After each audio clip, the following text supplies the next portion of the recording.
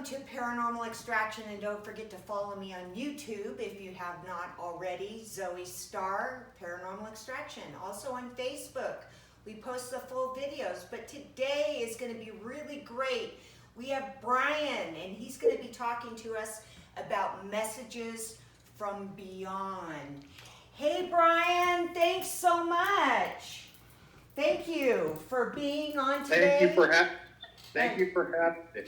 Yeah, I know that we've talked, and you have an incredible story, and right now you're out in the middle of the woods, and I appreciate you taking the time to do this.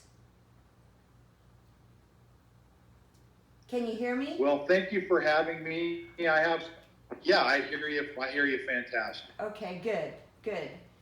So why don't you tell me about, I know that you have this fabulous story, and that you started off at being pretty scientifically minded, and these stories have changed your whole life. Am I correct on that? You're absolutely correct. I am basically one of the most ardent skeptics you could ever possibly come across. So for me to believe in anything, there has to be real validity there, and my whole life has been turned around, and it's made me question my whole belief system. Right. So why don't you start off with, I know that you have a ton of stories, but I know you also narrowed them down to your favorite ones. But why don't you start telling us about why this has changed your life? Well, it's hard, for, say, someone who goes to church, let's use church as an example, of believing in heaven, the afterlife. If you're a Catholic, purgatory, heaven, hell, sorts of things, or maybe not even face value for whatever. Someone tells us, and we read in a book, and that's it, and that's your belief system. Well, my belief system got rocked, and it got rocked in such that it made me realize that there's so much more to our existence and what's going on than what most people realize, and I think too that because of our social conditioning and television and things like that, we lose a lot of our innate abilities to sense and feel things. Absolutely. Yes, exactly. Okay, so what is the first thing that turned you around against religious beliefs that you did have? Well, I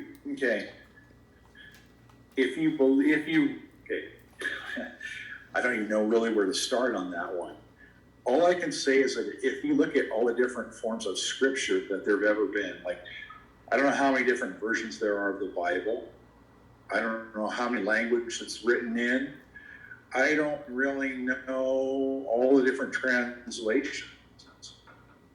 But I can tell you this, the Bible is a collection of stories inspired by God.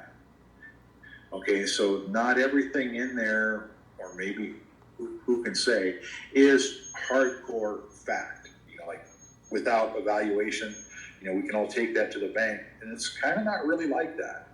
And the reason I say that is I have some very close personal experiences with the beyond that really, there's no seance or anything like that. This is stuff that just happens, and it happens on a regular basis.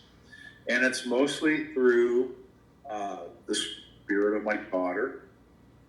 Right, your daughter that passed away. She passed away. She passed away 8 years ago, and she died of a drug overdose. And no one ever really knew kind of what happened because, if she was found the next morning and in a bathtub with conditioner in her hair, and there wasn't, okay, she passed away from an unfortunate experience. It's the things that happened after that, and Right. all the different signs, because this is kind of what this whole thing that we're doing is all about. It's about signs. It's about seeing things that are right in front of your face that you're not aware that are there. Does that make any sense? Yeah, it does. Now, so give us some examples of these experiences that you had to make you a true believer. Okay. Well, first of all, let's kind of define things a little bit. I had I guess the exact term would be a lucid dream. However, to me, it wasn't a dream because, I had to get up to go to the bathroom in the night. I went to the bathroom. It was like 2:38 in the morning. Okay, I went back to bed, and at 2:40, I was talking to my daughter. Now, based on scientific evidence of, say, REM sleep and going into dream state, 4 minutes isn't enough time to get there. Mm-hmm. And we had a conversation, okay? A back and forth conversation with pointed and exact questions. So, that being said, my daughter came to me and she was crying, okay? And I said, hey, what's wrong? She says, Dad, I don't want you to be mad at me. So I told them, and they get to understand this is a back and forth, exact, dialogue, just like someone standing in front of you. She says, Dad, I don't want you to be mad at me. I said, I'm not mad at you. I said, are you okay? And she said to me, yeah, Dad, I'm okay. And I said, I asked her, did you commit suicide? Because that was a big question. She says, no, Dad, I didn't commit suicide. It was an accident. Then the next thing that I asked, I said, so where are you? And she goes, Dad, I'm in a better place. The next question after that, okay, so you're in a better place. Are you in heaven? No, Dad, I'm not in heaven. I have things I need to work out before I can go to heaven. And I said, okay, fair enough. So I asked her, I said, Dad, I go, where's heaven? She goes, Dad, it's over there. I said, really? It's over there. And she says, yeah, I have things I need to do, but I'm okay. I'm in a good place. And so I said, okay. Then I asked her, am I going to go to heaven? And you know what she said to me? She goes, Dad, no, you're not going to go to heaven. I said, you've got to change your life around. You've got to work on some things. I said, if you live to keep leading your life the way you're leading it, you're not going to make it. Wow. And to finish the whole thing up, she goes, yeah, Dad, I'm fine. And at that time, she's very big into music, and she had what I think they call an iPod. It's strictly for listening to music. Put her earphones in and skipped away. Said, I got to go now, Dad. Now, this isn't the first experience you've had with her. I mean, this has been going on for quite some time now. Yeah, well, this is the first actual communication that her and I had on a back and forth basis. There were signs before that, like things that would happen in my yard that would be, typical poltergeist kind of things, where where there'd be items would move from different locations. Yeah, like I'd have the gardener would come over and mow the lawn. There'd be nobody home but me. He'd leave, he'd lock the gate, and I'd have a bunch of empty flower pots underneath a lemon tree. Way in the back underneath the lemon tree. He would act so I'd come into the yard and they'd be all flower pots be in the lawn, laid across in a perfectly straight line. Okay, now. No explanation. Now, did you ask? No. Awesome. Did you ask him if he did it? Go ahead. Did you ask him if he No. did it? I never. Oh, you didn't. Okay. I never asked my daughter if that was something that she did. I just go, that's really odd. Why is that, how'd that happen? And that was kind of the first thing before, I had this lucid dream, this experience. After that, well, there's a couple things before that too. When she passed away, I used to be an avid hunter. And so, she passed away, her cell phone was canceled, and my taxidermist gave me a call. And he never calls me for any reason whatsoever unless I need to pay him money. So the phone calls with him and I are few and far in between. And when I saw the phone number on caller ID, it was the exact phone number that my daughter had, minus one digit was one number off. So out of 10 numbers, all in the exact same sequence, only the last one was one number different. Wow. Now, if you were to play the lottery, that would be incredible, wouldn't it? Yes. I saw the number and I was speechless. I saw the number and I looked at it, I was speechless. I go, is this a message from beyond? Am I seeing this? My friend just got a new phone and got this number. And the coincidence, okay, not being the exact number, but being, the same 10 digits in the same order with one number off, one number. Wow, that's pretty incredible. I like that. And those are just the things that kind of started it off. Okay, and because of that, made me think a little bit. Okay, in the Catholic religion, there's a purgatory. In the Christian religion, there isn't. My daughter said she was in a better place, had a journey she had to take to move to the next level. Now, I was the guy that mentioned heaven. She didn't mention heaven. She just said, yeah, Dad, it's over there. Okay, so for whatever that means. That's cool. Wow. And that was just kind of the start of things to come. What was the next thing that happened to you as these started to transpire more and more and more?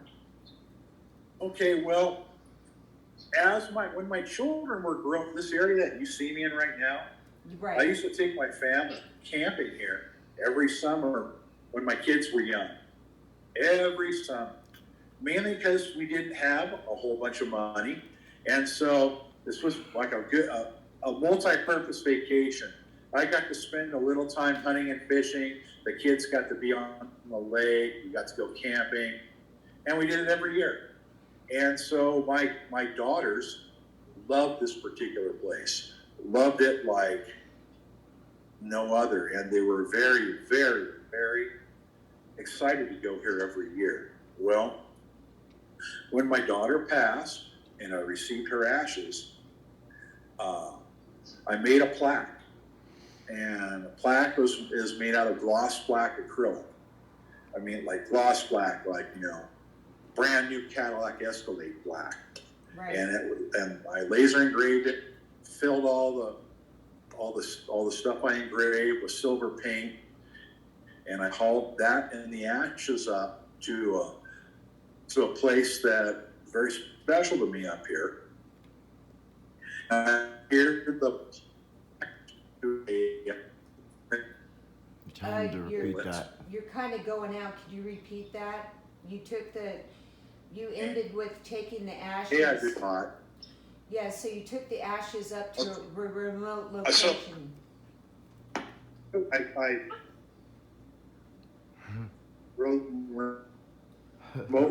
We're not getting any audio. Well, That's her. okay. So you took the ashes Hold on for a second. Okay. Can you hear me as we speak right now? Yeah, we Yeah. can hear you, but your face is hosed up, but that's because you're way out in the middle of nowhere. But yeah, we're on again. So you finished up with saying Okay. there's a remote location that you took her to that most hikers or no hikers can get to. Well, they could get to it if they knew where it was, but there'd be no reason for them ever to go there. Right. Okay, so imagine that there is this beautiful polished piece of acrylic Hmm. that's out in the middle of nowhere.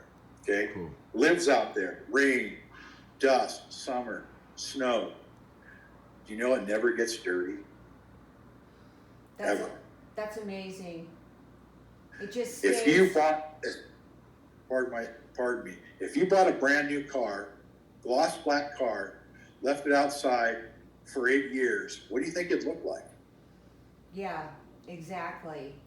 So it just stays glossy black all the time. Now you've had some other, you kind of made a shrine for her. Am I correct on that? I wouldn't say a shrine. I say every time I go up there, I bring something. Whether it be a couple of crystals, a dream catcher, quarters. Quarters are significant to fallen soldiers that you've spent time with. Things like that. Now, every time I go up there, all those objects are gone. What? So in other words, it reverts back to ground zero, plaque, no trinkets, no nothing. Okay? Right, and it can be just anything. I mean, even just like a quarter. But the thing is that I want to emphasize is that this is not on a regular trail path. I mean, this is No, this is in off some meadows that are completely obscured by rocks. It's a canyon, and where this is located is on an escape trail that the bears use out of where they sleep. okay. There is no way if anyone would ever find this. Okay, all right. And it's in a wilderness area. So if any Park Service workers or Forest Service workers, they take the whole thing away. No one is there. Okay. Nobody. So you have these items that seem to disappear when you go up there every year. Now, so you put just different things every year, and then you go out there and they're not there anymore. And then the plaque is No, and I have photographic evidence. I take pictures every time I go up there so that I have a record. So this is the scientist part of me. Yes. To be able to document kind of Objective. what happens year after year after year, because I'm fascinated by it.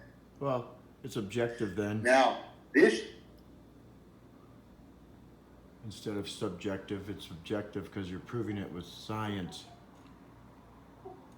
Photographs. Yeah, photographs. You're basically proving what's happening. But I know that you went up this year, and did you find anything this year, or was it the same, or everything gone? everything was gone, except for I have like a brass sun could be used as a dream catcher, I suppose, but it's a brass sun. It's got a smiley face.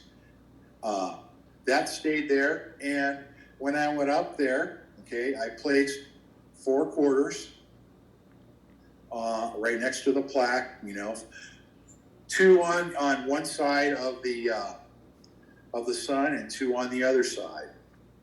Well, as I was getting ready to leave, there's like a bed of pine needles around this obelisk. As I was getting ready to leave, dead center, 12 inches out from the back side, or actually be the front side as you would read it, of the obelisk, there was a quarter left for me. Cool. On top of the pine needles. Now, if it had been there, it would have been buried. Cool. But it was right on top. Not covered by. Okay, you're going out again. Okay, so can you hear me? Yeah, Yeah, you're going out again. So you were just Yeah. discussing how on the pine needles you found this perfect quarter on top, which is pretty much impossible for that to be sitting on top. It of is the pine. impossible. Yeah, it would, for any amount of time, by wind or whatever, it would get buried. Now, this quarter was a silver quarter from 1952. Wow. Yeah, And it was left up on top for me. Yeah, and it was out of silver. It was made out of silver. Yeah, it was back when money was real. Right. So how did you feel after you found that silver quarter? Well, okay. I wasn't really surprised because I knew it was a message. Right. And the 2 times that I have been up there after that, which we're talking in the last couple of weeks, there has been an extreme scent of peppermint in the air within like a, say, 20 foot circle around this thing. I mean, hardcore, like if you open 10 packs of gum. Okay, so you're getting this scent now while you're by the grave, so you're actually smelling something that isn't growing right there. Okay, the mint isn't growing. You're just getting this intense smell of peppermint this year that you've been going up there, and every time you've gone up there. Well, no, not every time. Just say in the last month. Okay. So you've been getting the smell of this intense peppermint, but nowhere else. Nowhere else. Wow. And because I was a botany major in college, obviously I searched quite heavily to look for any plant evidence that would dispel this. Okay? So it'd be just some coincidence. Now I'm going to finish this part of this whole story up. Okay, I was guiding some friends of mine bear hunting last year.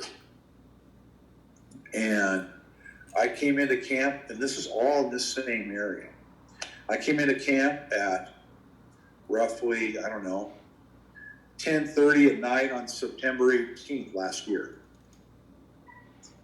Okay, and I was supposed to be there early, but I lollygagged, did get my stuff done, and, came up here in the dark, set up my tent. My buddy helped me set it up, and I have an electric lantern that basically has a hook, and you put it in the top of your tent so you have light in your tent and you can see what you're doing. Mm-hmm. And so as the date moves into September 19th, I'm in my sleeping bag on my cot, and about 2 a.m, the light turns on. Now, at first, I didn't know if it was the light or what. I thought it might have been a truck driving by in the campground, and the headlights were shining into the tent. But then I realized that nothing was moving, and I was asleep. And so I looked up, and the light was on. Now, the light went on at about sometime after 2 o'clock, between 2 and say 2:15. Well, coincidentally, that's how they estimated the time of my daughter's death. Wow. Okay. Okay. Now, I was there for 3 days. We were up here for 3 days, and the light went on at the same. It's an electric light. You have to turn it on. Right. There's a switch. It just doesn't go on by itself. Wow. Okay. Well, actually, it did, but so the 3 nights that I was here, it went on every night at the same time. Wow. That's now, cool. So if you put all these things together, it doesn't take much to figure out that there's more going on in the universe than what we know and understand. Mm-hmm. Exactly. Or what we don't understand, actually. Okay, because of this, I know for sure maybe not exactly what it is, but there is an afterlife, and it's real. Right. And, you Cool. know, you could hit me in the head with a hammer. I mean, that's how obvious this is. Nice, Brian. Right, because it's actually showed you numerous times, and those are just Yeah. a couple stories. You have a lot more than that, but those are, I mean, Yeah, that's just some of it. And you know, my youngest daughter has similar experiences as well, including the printer going on at their house where they live and printing out a MySpace page. Now, MySpace goes way back. right. Okay, with no computer turned on, that's got a picture of my daughter and a little biography. Wow. What? So, I mean, okay, go. So, I am a firm believer. I know that there is more to this world, and I know that, you know what, there are signs all around us by loved ones, you know, and I don't know if you want to call them guardian angels. I don't really know what the proper term is, but there are people, spirits, right, spirits. things looking out for us, all of us, all the time.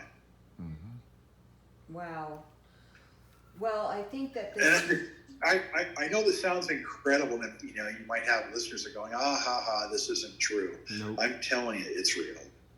There is a whole nother dimension, universe, place that's out there, and no amount of religious dogma or, you know, can change really what it is. It's real. I don't really. It's hard, and I'm a guy who's, you know, believes in math and science and tables and things of an empirical nature, not things that are like, well, this could be this could be that. And so I firmly believe that my daughter is reaching out and trying to communicate with me in a way so that, number one, I better my life and become a better person. Two, that the evidence is so overwhelming that there's no way that I can discount any of it. right. Cool. Right, that's just absolutely amazing story that you have there. And so now you're a true believer, and you still are having, do you have any of these types of occurrences at your home? Or is it just when you're in the woods? You know what? Oh, well, the lucid dream I had was in my home. You know, it kind of depends on where I'm at and the mood that I'm in, and what, you know, how things just happen. There's no explanation or rhyme nor reason.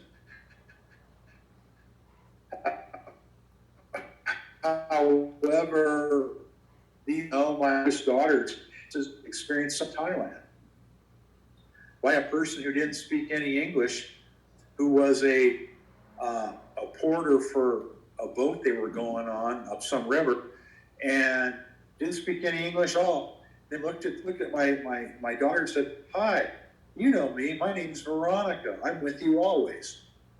What? What? It just, you know, That's cool.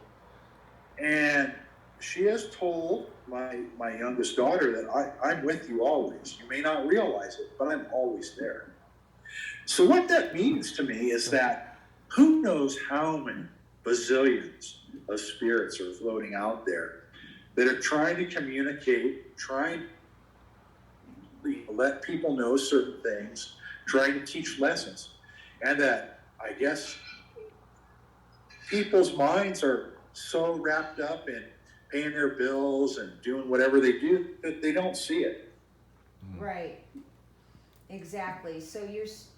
So how would you tell somebody if they wanted to be able to get more into this? What would you tell them to do? Just be more aware of their surroundings? I would tell them to spend some time alone in a place they feel real comfortable in. And we're talking like a couple hours at a whack.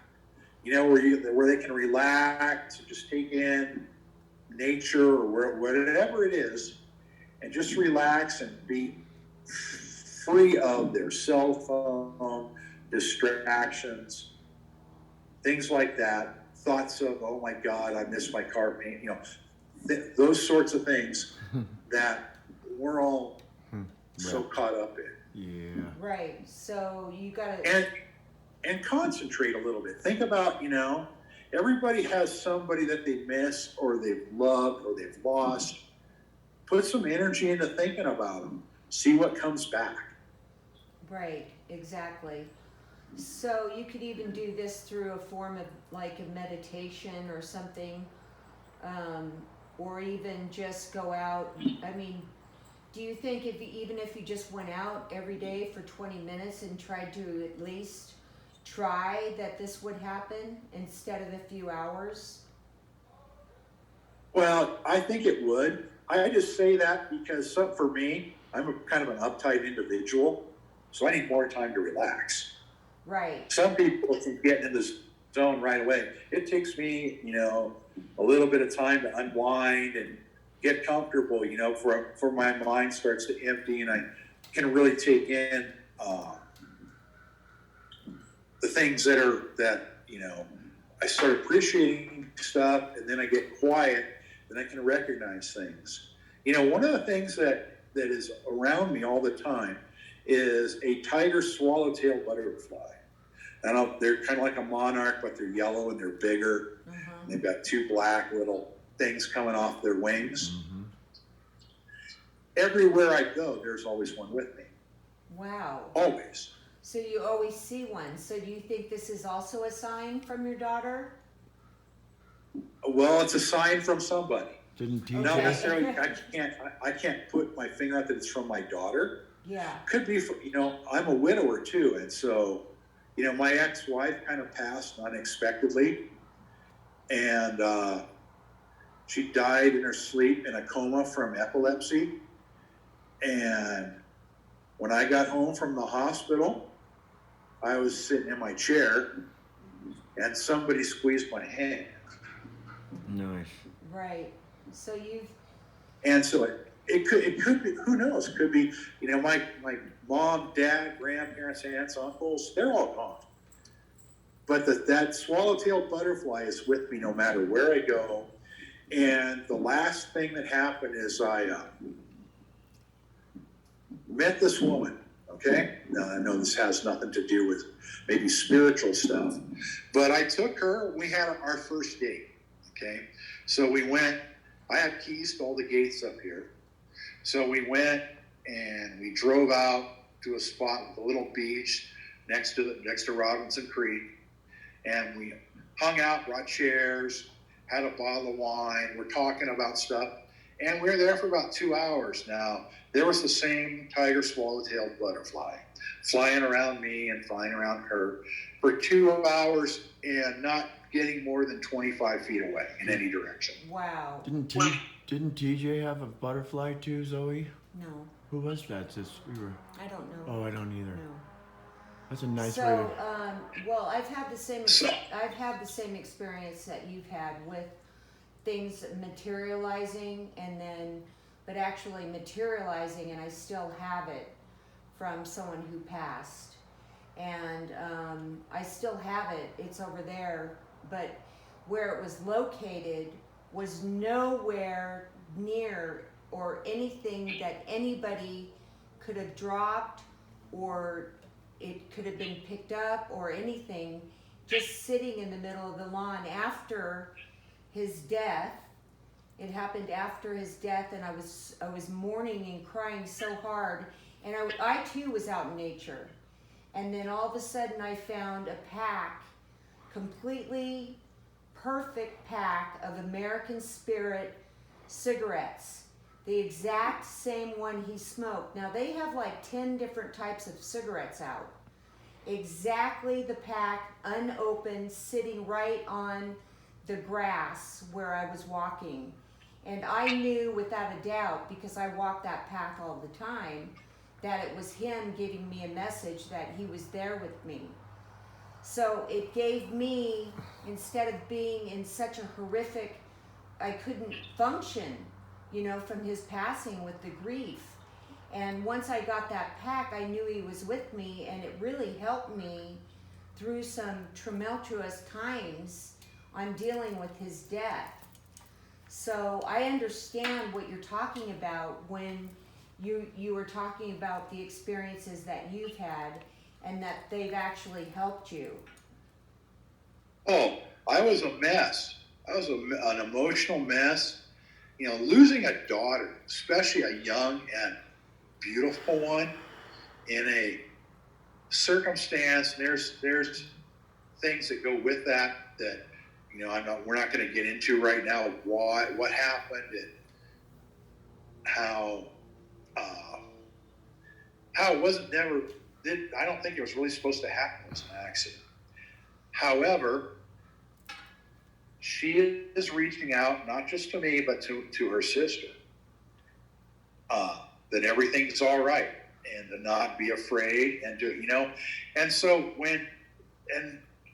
like I said, I'm an empirical guy. You know, if I'm building a motor, I'm looking at horsepower numbers on the dyno. You know, and I'm looking at you know, numbers and things, and you know, graphs and curves. I mean, that's the kind of guy I am. You know, and when I make, you know, solvent cements to put acrylic together, because I build a lot of stuff for museums. You know, I have exact formulas of reagent grade chemicals. I mean, that's the kind of guy I am. I'm a scientist. And you're having all of these experiences that have just blown your mind. So yeah. So I mean, so let's look at it this way. There is a higher power out there. There is another dimension. This is real. Well, and I really appreciate you telling us about this experience. We're running out of time. So is there anything else that you would like to say today?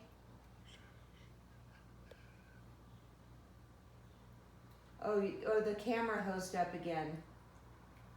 Right when you were going to say your last thing. Oh my God. Now we're getting absolutely nothing. That's his daughter. It's because he's That's his daughter. in the middle of nowhere. So I we know, lost it's the awesome. connection. Okay, That's so okay. we're gonna end this. Hey, I guess, yeah. And you heard Brian's story. Whoa. And he's not coming back at the end of this, which is really kind of weird. So I'm gonna say over and out, and thanks to Brian for being here. Thank you, Brian. Oh, there he is. Okay. Okay. We'll start again. We're saying You just disappeared. You disappeared for quite a while, so we were telling everybody that we were going to end this video, and we thought that was your daughter. Because we couldn't see you at all. I mean, there was no sound, there was nothing. So how would you like to end this, Brian? Tell people, or tell the viewers, or everybody who's watching, or possibly might believe, possibly might not believe. Look for things. Walk around with your eyes open. Get out of your cell phones. Mm-hmm. The stuff is real, and that's all I got to say. It's real, and our minds have been conditioned to shut out this portion of our brain to be able to feel and see things. Nice. Right, exactly. Nice. Well, I really appreciate you coming on today, especially being out in the middle of nowhere. Yeah. We've gotten some connection issues, but all in all, I think that we got the story down. And I really appreciate you coming on today and sharing this with everybody, especially with your background. And I just want to let you know that I thank you so much once again. Well, the other thing, if I had to say anything else, is that all I got to say is this stuff is real, and I don't even know how to. I've had too many experiences. There's no denying when, you know, if somebody punches you in the head 6 times, by the 6th time you know to duck. That's great. Anyways. Okay. That's all wonderful. right, Brian. Thank you for having. believer. Yeah, thank you. Hey, nice talking, Brian. Bye. Love you. See ya.